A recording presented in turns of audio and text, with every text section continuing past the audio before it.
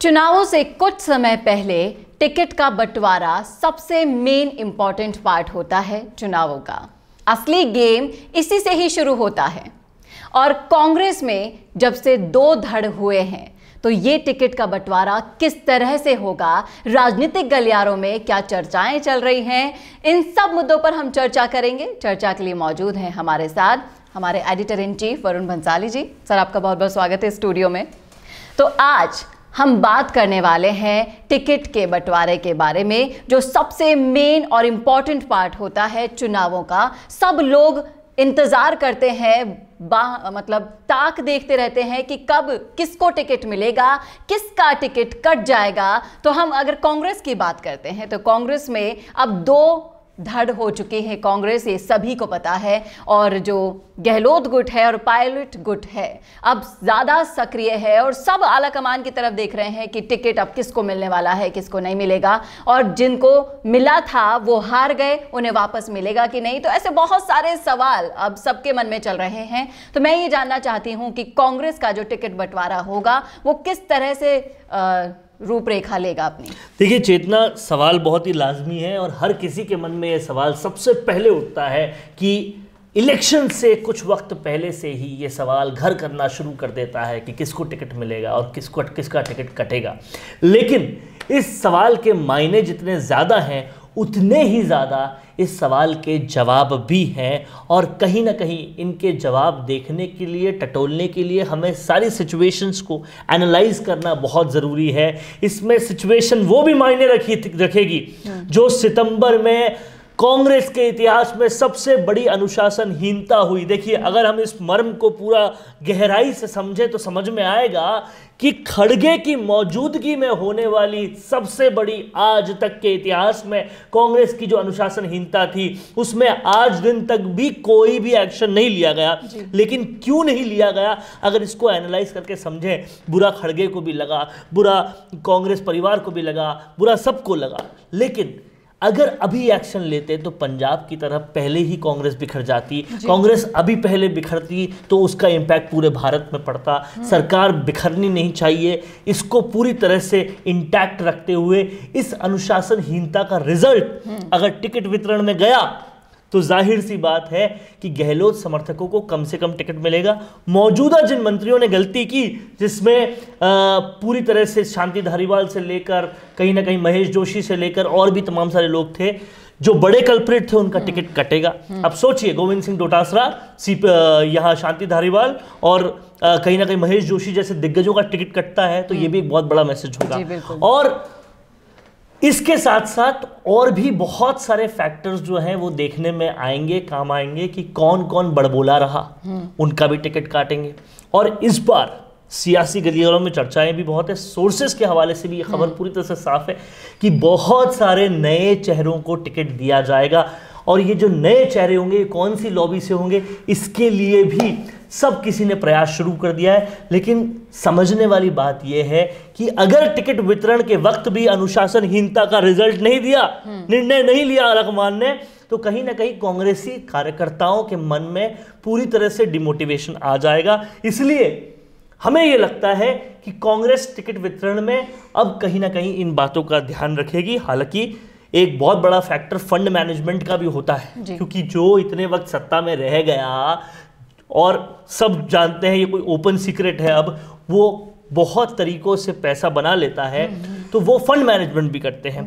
अब वो fund management चाहिए होता है इलेक्शंस के लिए, तो उसके ज़रिए क्या कोई स्थिति पलटेगी कि नहीं पलटेगी वो भी एक फैक्टर रहेगा। लेकिन जाहिर सी बात है, क्योंकि चुनाव जिताने के लिए पायलट चाहिए, इसलिए पायलट जिन टिकटों के लिए बोलेंगे उनको पूरी तरह से दरकिनार नहीं किया जा सकता।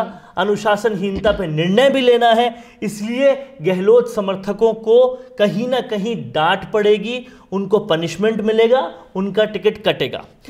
ये सब कुछ सोचते हुए हमें एनालाइज ये भी करना चाहिए कि पिछले चुनाव में क्या हुआ।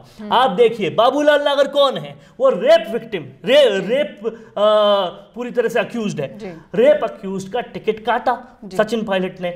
लेकिन फिर क्या हुआ, पीछे के दरवाजे ने पीछे से दरवाजे से किसी ने उन्हें धक्का दिया कि तुम तो निर्दलीय खड़े हो जी। और फिर वो कांग्रेस में शामिल हो गए। वो जब शामिल हुए और जीते तो जीतते ही गहलोत के घर पे आए, यानी कि पता चलता है कि किसने टिकट के लिए बोला था न। उसके अलावा निर्मला खड़िया और कई सारे लोग, बस्ती से विधायक रहे थे लक्ष्मण जी, उनका भी टिकट इसी तरह से हुआ था। तो जाहिर सी बात है कि जो टिकट काट दिए उनको निर्दलीय खड़े होने के लिए मोटिवेट किया और उनको जिताया किसी तरीके और से। फिर वो कांग्रेस के ही विधायकों को ये बातें भी अलगमान याद रखेगी। तो अब आपको समझना पड़ेगा कि इस चुनाव में टिकट कटते बहुत सारे हैं, मिलते भी बहुत सारे हैं, लेकिन तीसरा फैक्टर बगावत भी बहुत सारी होनी पूरी तरह से निश्चित है। और इसीलिए मैं हमेशा से कहता हूं, चंद्रराज सिंह भी जो कहीं ना कहीं सबसे सटीक एनालिस्ट है, उन्होंने भी कहा है कि इस चुनाव में निर्दलियों की भूमिका बहुत अहम रहने वाली है। और शायद कांग्रेस जिस तरह से वीक होती जा रही है, निर्दलीय कांग्रेस से खरीदे भी ना जाए, कांग्रेस के पास जाए भी ना, ये भी बहुत हद तक पॉसिबल है। जी बिल्कुल। मेरा अगला सवाल निर्दलीय विधायकों के लिए ही था, क्योंकि निर्दलियों ने पिछले चुनाव में भी बहुत बड़ी भूमिका निभाई थी और कहीं ना कहीं निर्दलियों में सबसे ज्यादा बागी विधायक ही थे कांग्रेस के, जो कांग्रेस से टिकट ना मिलने पर निर्दलीय खड़े होकर फिर से कांग्रेस को समर्थन देकर सत्ता में आ गए। देखिए, जितना मैं उनको निर्दलीय नहीं कहूंगा, वो कांग्रेस की टीम बी थी जो खड़ी की गई थी और बागी थे। हालांकि ये भी सच है कि निर्दलीय मोस्टली बागी ही होते हैं, लेकिन इस चुनाव में बागियों के साथ साथ नए चेहरे भी खड़े होंगे। और आप ये देखिएगा, आरएलपी, आम आदमी पार्टी सबके कंपटीशन में होने के बावजूद भी निर्दलियों की संख्या 30 से ऊपर जाएगी, 40 भी चली जाए तो कोई अतिशयोक्ति नहीं होगी, क्योंकि सरफुटव्वल इतना है कांग्रेस के अंदर भी और भाजपा के अंदर भी। भले ही ऊपरी अनुशासन दिखता हो, लेकिन गुटबाजी भयंकर है। ऐसे में बहुत सारे लोग निर्दलीय खड़े होंगे और निर्दलीय जब खड़े होंगे तो आप देखिए, आपको इस बात को समझना होगा कि हर कोई जो दिल से राजनीति करना चाहता है उसको 5 साल में एक बार ही मौका मिलता है जी। अब उसको टिकट नहीं मिले तो उसके पास बहुत कम वक्त होता है डिसीजन लेने का। अब वो इच्छा जो 5 साल से उफान मार रही है दिल के अंदर, उसको कैसे ना कैसे तो प्रकट किया जाएगा। तो उसके लिए अब ऑप्शंस और खुल गए, लोग आरएलपी का भी टिकट ले सकते हैं। आम आदमी पार्टी का टिकट लेने की कोई गलती करेगा नहीं, क्योंकि उनका पूरी तरह से हारना निश्चित है। पंजाब के आसपास हनुमानगढ़ और इन इलाकों में वो जीत जाए तो जीत जाए, बाकी उनका हारना निश्चित है। तो निर्दलियों का पर्चा ज़्यादा भरा जाएगा, ये तय है। उठ बैठ भी बहुत ज़्यादा होती है, कुछ लोग खड़े ही इसलिए होते हैं क्योंकि उनको बैठा दिया जाए, बैठने को कुछ पैसे मिलते हैं, ये सब कुछ बिल्कुल साफ और सुथरी बात है। लेकिन सिंपल सी बात है, बागी भी होंगे, निर्दलीय भी होंगे और निर्दलियों की अहम भूमिका रहेगी। बड़ी अतिशयोक्ति मैं इसको नहीं कहूंगा अगर नंबर्स इस तरह से कांग्रेस बीजेपी के आए कि गेम चेंजर ही निर्दलीय बन जाए, और फिर जब वो गेम चेंजर की भूमिका में आ जाएंगे, ज़्यादा सीटें आ जाएगी, तो आप बहुत ज़्यादा इधर उधर भी नहीं कर सकते उनको। तो निर्दलियों को बहुत तवज्जो देनी पड़ेगी। और ऐसे में चंद्रराज सिंह भी जैसे जो नेता हैं जो निर्दलियों को पूरी तरह से स्फूर्ति भर रहे हैं, उनका रोल बहुत अहम हो जाता है। कहा यह भी जाता है कि अक्सर उनके घर पर कई सरकारें बना करती है। इस सरकार से पहले भी चंद्रराज सिंघवी के घर पर आप देखिए अहमद पटेल बैठे थे, मुकुल वासनिक बैठे थे।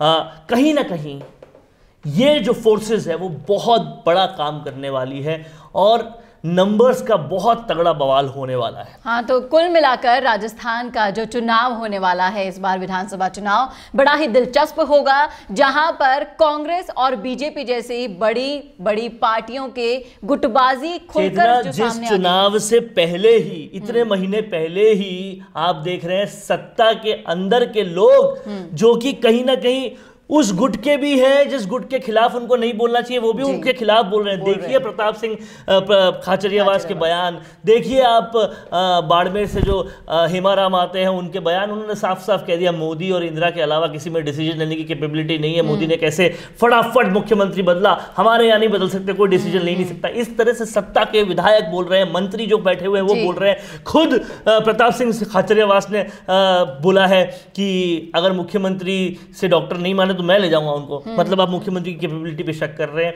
आप ये देखिए सचिन पायलट किस तरीके से उन्होंने कल साफ तौर पे बोला कि सरकार को कहीं ना कहीं अड़ियल रवैया नहीं अपनाना चाहिए। इस तरह से जब सत्ता के खिलाफ सत्ता के लोग ही बोले तो बहुत समझ में आता है कि एंटी इनकम्बेंसी लोगों में नहीं है, खुद सरकार के अंदर विधायकों में। जी बिल्कुल। और अब ये जो है एकजुटता का जो दिखावा था वो तो वैसे भी सबको समझ में आ रहा था, क्योंकि जनता अब सब समझती है, उन्हें ये सारी फूट दिखाई दे रही है। और अब सरकार के अंदर बैठे हुए बागी बाहर आएंगे। जैसे ही टिकट बंटवारे का जो गेम शुरू होगा, तब ये बैठे हुए जो ऑलरेडी सोशल मीडिया पर जिन्होंने अपने ट्वीट पर ट्वीट करके हंगामे मचा रखे हैं, एक दूसरे की बयानबाजी का हम रोज आए दिन नजारा देख रहे हैं, सुन रहे हैं। और तेज होगी, ये सिर्फ चिंगारियां हैं, आग लगनी बाकी है, बिल्कुल लगेगी। इलेक्शन जैसे जैसे पास में आता जाएगा, आपको इर्द गिर्द हर तरफ अखबारों में, टीवी में, सोशल मीडिया में, पोस्ट में, वीडियोस में, स्वाइप करने में, हर जगह आपको सिर्फ और सिर्फ राजनीति ही दिखने वाली है।